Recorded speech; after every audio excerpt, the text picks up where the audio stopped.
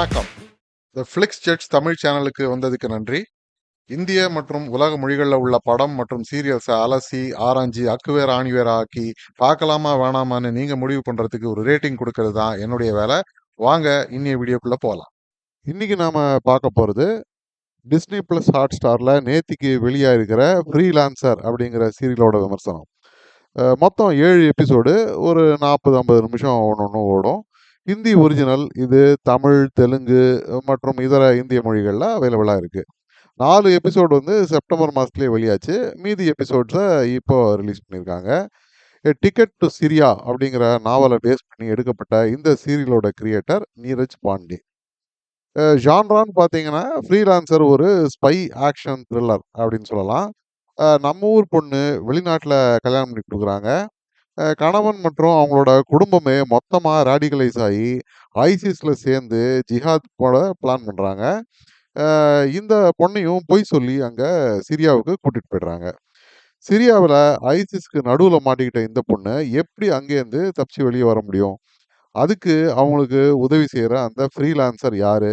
அவரு எப்படி இந்த மாதிரி காரியங்கள்லாம் செய்கிறாரு? அப்படிங்கிறது தான் இந்த சீரியலோட மொத்த கதையே. இந்த சீரீஸ் டிக்கெட் டு சிரியா அப்படிங்கிற புக்கை பேஸ் பண்ணி எடுத்ததாக தான் போட்டிருக்காங்க. அந்த புக்கை நான் படித்ததில்லை. ஆனால் பார்க்கறதுக்கு எனக்கு இந்த சீரியலோட கதைக்களம் நெட்ஃப்ளிக்ஸில் ஓடிட்டு இருக்கிற காலிஃபேட் அப்படிங்கிற சீரியலை ரொம்ப ஒத்து இருக்கு அப்படின்னு தான் தோணுது. அது ரொம்ப டைட்டாக மூச்சே விட முடியாத அளவுக்கு டென்ஷன் பயத்தோட ஓடக்கூடிய ஒரு அமகலமான சீரியல். ஆனால் அதில் நம்ம ஊர் ஹீரோ டைப் கேரக்டர், கொஞ்சம் மசாலா, சென்டிமெண்ட் இதெல்லாம் சேர்த்து செஞ்ச ஒரு சீரியல் மாதிரி தான் இந்த ஃப்ரீலான்சர் இருக்கு. இதில் முக்கிய பாத்திரம்னு பார்த்தீங்கன்னாக்கா 2 தான். ஒன்று வந்து ஃப்ரீலான்சர் அப்படிங்கிற அவினாஷ் காமத். இன்னொன்று ஆலியா கான், இந்த ஐசிஸ்ல மாட்டிக்கிட்ட அந்த பொண்ணு கேரக்டர். மோஹித் ரெய்னா தான் இந்த ஃப்ரீலான்சர் கதாபாத்திரத்தில் நடிச்சிருக்காரு. காஷ்மீரா பர்தேசி இவங்க வந்து ஆலியா கான் பாத்திரத்தில் நடிச்சிருக்காங்க. இது தவிர முக்கியமான கேரக்டர்ஸ்னு பார்த்தா, ஒன்று டாக்டர் கான் அப்படிங்கிற ரோலில் அனுபம் கேர் நடிச்சிருக்காரு. இந்த மாதிரி படம் சீரியல்லாம் வந்ததுன்னா இவருக்கு கண்டிப்பாக ஒரு ரோல் கொடுத்துட்றாங்க. அது மாதிரி தான் இந்த ரோலும் இருக்கு. ஃப்ரீலான்சரோட மென்டர் மாதிரியான ஒரு பாத்திரம். அப்புறம் சொல்லணும்னா சபீனா கான், இந்த ஆலியாவுடைய அம்மா கதாபாத்திரம்.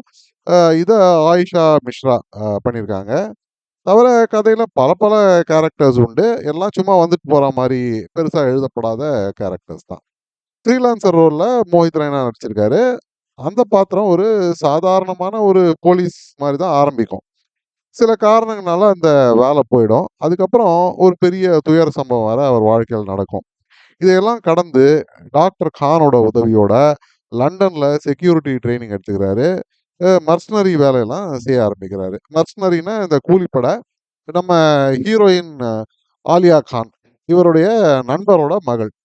சின்ன குழந்தையிலேருந்து அந்த பொண்ணை இவருக்கு நல்லா தெரியும். அந்த பொண்ணு காணலை அப்படிங்கிறத கேள்விப்பட்டு தன்னோட நிழல் உலக கான்டாக்ட்ஸ் மற்றும் அவரோட திறமைகள் இதெல்லாம் வச்சு ஆலியாவை சிரியாவிலேருந்து எப்படியாவது வெளியில் கொண்டு வரேன் அப்படின்னு ஆலியாவோட அம்மாவுக்கு இவர் வாக்கு கொடுக்குறாரு.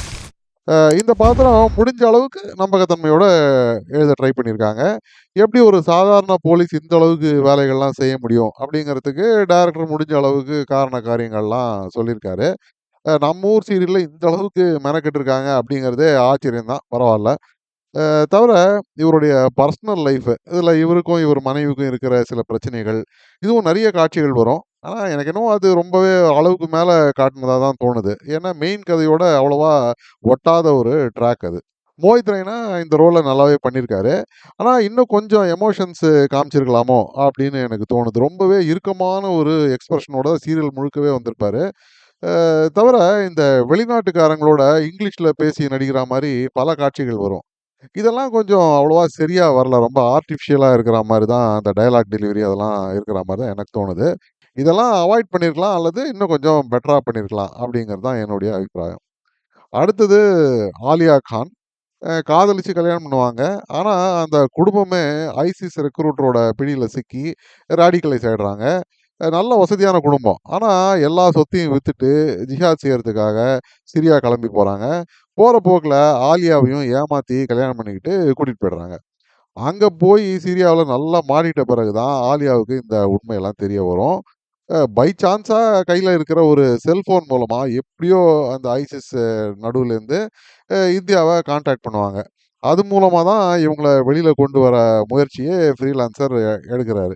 எப்படி வந்து பாலைவனத்தில இந்தியாவுடைய சிம் கார்டு வேலை செய்யுது, மீச்சாங் புயல்ல மெட்ராஸ்லயே டவர் கிடைக்கலையே அப்படின்லாம் நீங்க கேட்கக்கூடாது. என்னதான் இன்டர்நேஷனல் லெவல்ல செட்டு போட்டு எடுத்தாலும், இது நம்ம ஊர் சீரியல். கொஞ்சம் அப்படி இப்படி தான் இருக்கும். இதெல்லாம் அட்ஜஸ்ட் பண்ணிட்டு பார்க்கணும். அந்த மாரி பார்த்தீங்கன்னா, இந்த பாத்திரம் ஒரு பயத்தோடையும், ஒரு சோகத்தோடையும், ஒரு கோவத்தோடையும் எப்படி ஒவ்வொரு நாளையும் அங்க கடத்துறாங்க. ஃப்ரீலான்சருக்கு துப்பு குடுக்குறாங்க. இதெல்லாம் ஓரளவுக்கு நல்லாவே எடுத்திருக்காங்க. காஷ்மீரா பரதேசி இந்த ரோல்ல நல்லாவே நடிச்சிருக்காங்க. பாராட்டுக்கள். இது தவிர மத்த எல்லாருமே கொடுத்த பாத்திரத்த நல்லாவே பண்ணியிருக்காங்க. இதோட மேக்கிங்ன்னு பார்த்தா அதுவும் நல்லாவே வந்திருக்கு. நல்ல லொகேஷன், செட்ஸு நல்லா செலவழிச்சு எடுத்திருக்காங்க. இந்த ஐசிஸ் வில்லேஜோட செட்டு கூட நல்லாவே இருந்தது. கேமரா ஒர்க்கு, லைட்டிங், மியூசிக் எல்லாமே இந்த சீரியலோட மூடுக்கு தகுந்தா மாரி வந்திருக்கு. ஒரு சில ஸ்டண்ட் காட்சிகள் கூட பரவால்ல. ஜெனரிக்கா இருந்தாலும் ஒரு அக்செப்டபிள் லெவலுக்கு எடுத்திருக்காங்க. ஓவராலா ஒரு நல்ல எஃபர்ட் நம்ம ஊர் சீரியலுக்கு. பாராட்டுகள். மத்தபடி குறைன்னு பார்த்தீங்கன்னா, கண்டிப்பா ஒரு சில குறைகள் எனக்கு இருக்கு. முதல்ல ஸ்க்ரீன் பிளே இன்னும் கொஞ்சம் இறுக்கமா இருந்திருக்கலாம் அப்படின்னு தான் நான் நினைக்கிறேன். பேரு வந்து ஃப்ரீலான்சர் அப்படின்னு இந்த சீரியலுக்கு இருந்தாலும், இதோட மெயின் கேரக்டர் ஆலியா கான். அவங்க படுற கஷ்டம் அதெல்லாம் தான். ஃப்ரீலான்சர் கிடையாது. அவங்களோட காட்சிகள் இன்னும் நெறைய டென்ஷன கூட்டி எடுத்திருக்க முடியும் அப்படின்னு நான் நினைக்கிறேன். இந்த ஐசிஸ் பெண் தீவிரவாதிகள், அப்புறம் அவங்க கணவர், அவங்களோட குடும்பம் அப்படின்னு பல பாத்திரங்கள வச்சு வரக்கூடிய சீன்ல நல்ல டென்ஷனா எடுத்திருக்கலாம். எப்படி இவங்க வந்து ரகசியமா ஃபோட்டோலாம் எடுத்து அனுப்புறாங்க. இந்த மாரி காட்சி அமைப்புகள்லாம் இருக்கு. ஆனா, அத ரொம்ப ஈஸியா நகர்த்திட்டு போயிடுவாங்க. இருக்க வேண்டிய அளவுக்கு அதுல அந்த டென்ஷன்லாம் இல்ல அப்படின்னு நான் நெனைக்கிறேன். நெறைய சினிமாத்தனமான காட்சிகள் தான் உள்ளுக்குள்ள இருக்கு. மறுபடியும் அந்த காலிஃபைட் சீரிஸ தான் நான் சொல்லுவேன். அத பார்த்தவங்களுக்கு நான் என்ன சொல்றேன்றது நல்லா புரியும். இந்த இடத்துல டைரக்டர் இன்னும் கொஞ்சம் மெனக்கெட்டுருக்கணும் அப்படின்னு நான் நினைக்கிறேன். இது தவிர பல லாஜிக்கல் லூப் ஹோல்ஸ், மிஸ்டேக்ஸு இதெல்லாம் வந்து இந்த சீரியலோட நம்பகத்தன்மைய குறைக்குது. அ ஒரு சில எக்ஸ்ப்ளனேஷன்ஸ் குடுத்தாலும், பல ஓட்டைகள் இதுல இருக்கு. ரொம்பவே நம்ப முடியாத ஒரு பெரிய ஓட்டைன்னு பார்த்தீங்கன்னா, நம்ம ஹீரோயின் மாரியே முகவெட்டோட ஒரு கேரக்டர தேடுவாங்க. முகஜாடை அப்படிங்கிறதுக்கு பதிலா, அவங்களே இந்த ரோல்ல நடிக்க வச்சிருப்பாங்க. ஒரு டபுள் ரோல் மாரி. இந்த அளவுக்கு இமாலய அளவுக்கு சினிமாத்தனம் எதுக்கு இந்த சீரியல்லன்னு எனக்கு புரியல. இத்தனைக்கும் அந்த ரோல் செய்ற வேலை ரொம்பவே சின்னது. பார்த்தா உங்களுக்கே தெரியும். இதெல்லாம் கண்டிப்பா தவிர்த்திருக்க முடியும். சரி, அப்போ இந்த சீரியல பார்க்கலாமா, வேணாமா அப்படின்னு கேட்டா, கண்டிப்பா நீங்க இந்த சீரியல பார்க்கணும் அப்படின்னு தான் நான் சொல்லுவேன். குடும்பத்தோட பொழுதுபோக்கா பார்க்க டீசென்ட்டான நம்ம ஊர் சீரியல் ஓடிடில ரொம்ப குறைச்சல். அந்த வகையில இந்த சீரியல் ஒரு மஸ்ட் வாட்ச். இந்த ஸ்பை த்ரில்லர் அல்லது ஸ்பை ஆக்ஷன் த்ரில்லர் இதெல்லாம் விரும்பி பார்க்குறவங்களுக்கு இது பிடிக்கிறதுக்கு வாய்ப்பு இருக்கு. நெறைய ஹாலிவுட் சீரியல், சினிமாலாம் பார்க்காத ஆளா அப்படின்னா, கண்டிப்பா நான் சொன்ன இந்த குறைகள்லாம் உங்க கண்ணுக்கு தெரியவே தெரியாது. ரொம்பவே என்ஜாய் பண்ணி கூட பார்ப்பீங்க. Don't miss this. இந்த சீரியலுக்கு நான் குடுக்கக்கூடிய ரேட்டிங் 6 அவுட் ஆஃப் 10 ஸ்டார்ஸ். மீண்டும் ஒரு முறை இன்னொரு விமர்சனத்தோட உங்களை சந்திக்கும் வரை நன்றி, வணக்கம். இந்த வீடியோ பிடிச்சிருந்ததுன்னா லைக் பண்ணுங்க, ஷேர் பண்ணுங்க, சப்ஸ்கிரைப் பண்ணுங்க. உலகத்தரமான படம் மற்றும் சீரியல்கள நீங்க பார்க்கணுங்கிறதுக்காக பல சினிமா சீரியல்கள பார்த்து, அதிலேருந்து சரியானத மட்டும் அடையாளம் காட்டுறது தான் இந்த சேனலோட குறிக்கோள். நன்றி.